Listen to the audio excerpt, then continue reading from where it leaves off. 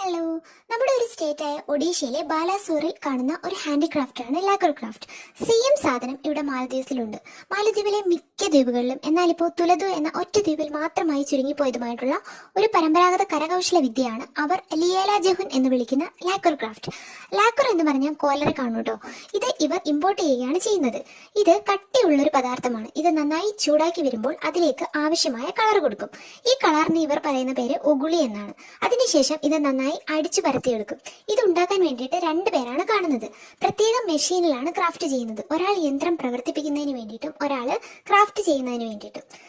കട്ടിയുള്ള ഏത് തടിയും നമുക്കിതിന് ഉപയോഗിക്കാമെങ്കിലും കോമണായി ഇവർ യൂസ് ചെയ്യുന്നത് ഫ്യൂണ എന്ന് പറഞ്ഞിട്ട് ഒരു തടിയാണ്.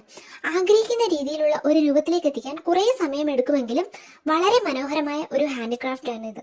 പരമ്പരാഗതമായി ഉള്ള നിറങ്ങൾ റെഡ്, യെല്ലോ, ബ്ലാക്ക് ആണെങ്കിലും ഇപ്പോൾ ഒരുപാട് നിറങ്ങൾ ഉപയോഗിക്കാറുണ്ട്. ചാനൽ ഇഷ്ടമായ ലൈക്ക്, ഷെയർ ആൻഡ് സബ്സ്ക്രൈബ്.